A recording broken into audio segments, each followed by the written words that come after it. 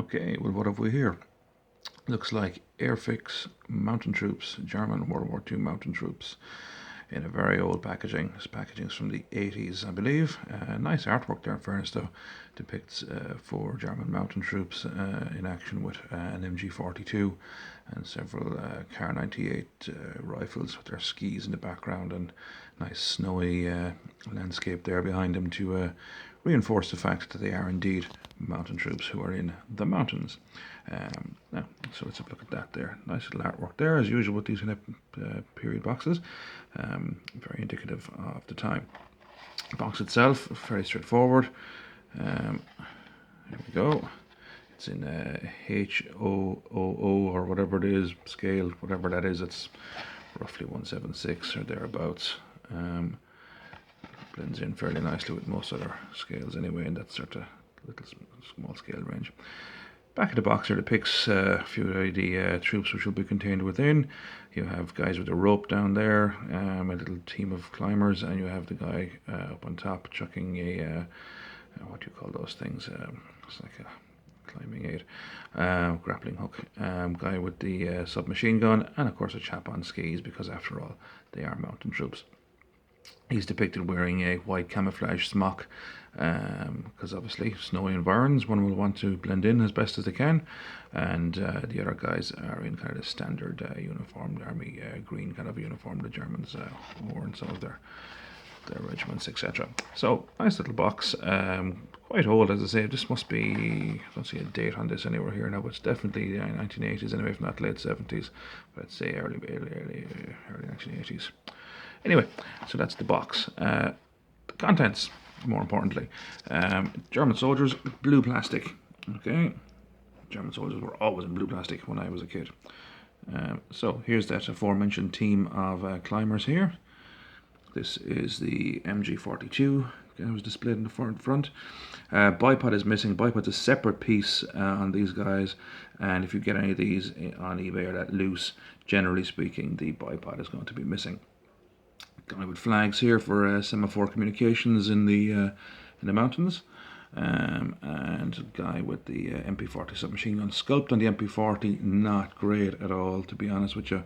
Weapon sculpt on some of them wasn't fantastic, but the MG42 is quite good. Guy with skis, because obviously you're in the mountains, so skis will be required. What else have we got? This guy who is pointing, a lot of people say he has a pistol. I say he doesn't have a pistol, that he's actually pointing. If we can focus on that. He does have a holster at the back, alright. Somewhere there. Yeah, we can see it. Just about, it's a bit blurry. There we go. But when it's painted up, it's kind of, for me anyway, it's plain to see he's pointing, not using a firearm. He seems to have sort of puttees on as well for support when climbing, which I think he's the only one in the box who actually has those. Anyway, here's the guy with the grappling hook again, and a lad with a pickaxe who seems more like he's mining rather than climbing, but however, also have a chap lying down with his rifle. Might be the carbine shorter version of the K98, and the chap standing. Again, detail on the rifle, not great. They don't have an awful lot of equipment on them as one would associate with people who have been climbing. Nobody has a helmet, strangely enough, despite the dangers of rockfall. And of course, manufacturers tended to go with, definitive headgear. These guys had this particular cap, which kind of denoted that they were mountain troops. The same as, we'll say, for example, the Anzacs in the Matchbox range had the slouch hat, so they all wore that. So again, you don't seem to have any variance in the headgear there in that particular section. You also had a pack horse, which I don't have there, but I have one painted up, I'll show you in a moment, which came with these basically loads here, which could be ammunition or whatever it is inside it. And here's the guy on the skis. The guy on the skis, a separate piece. So you had your ski poles there, if we can focus on that. Ski poles there. and he's wearing a camouflage smock, and the feet and ski are a complete piece like that. So you basically just stick your soldiers' leggy stubs into to these, and off you go. You have a skiing trooper. The MG42 I actually quite like. As you can see there, if I can just focus in, it's a nice little piece. It's just looks good.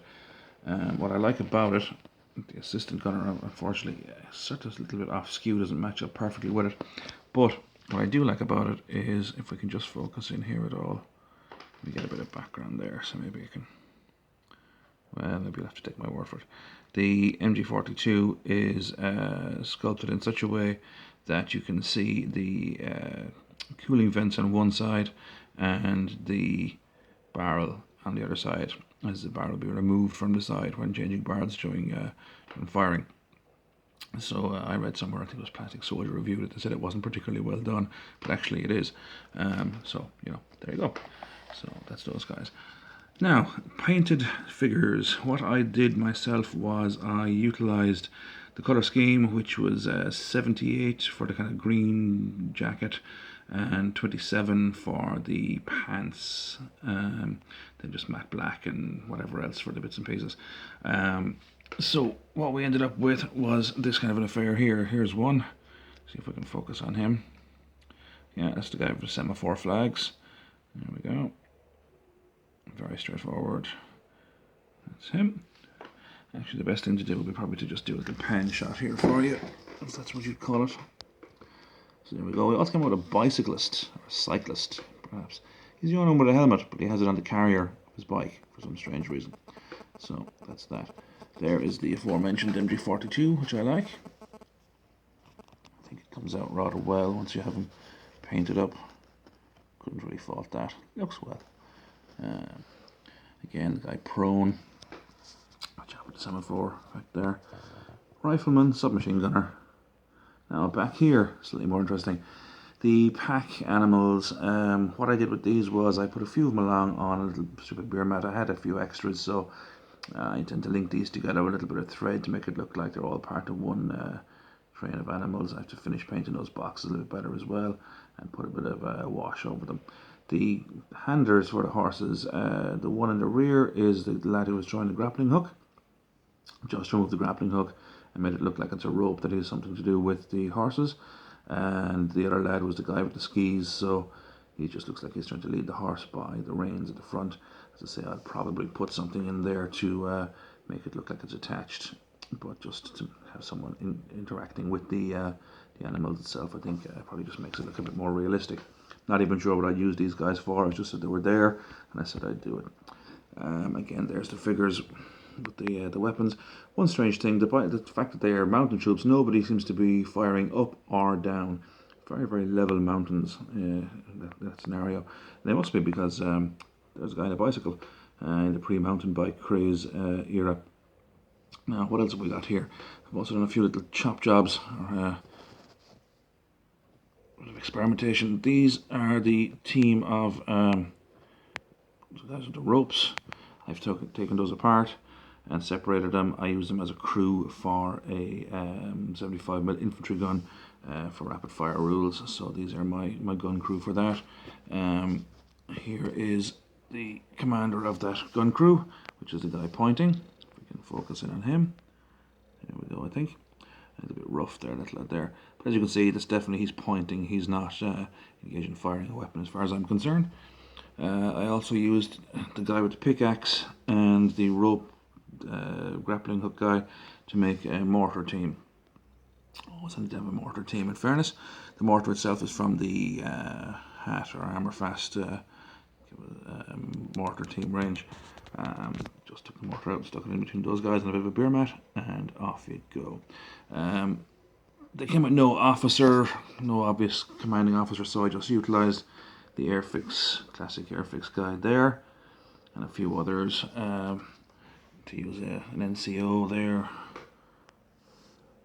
I just painted him up the same as those lads. I've also used a few others just to bring up the numbers and the variance of poses within the battalion, because as I say, it's a rapid fire battalion I've put together.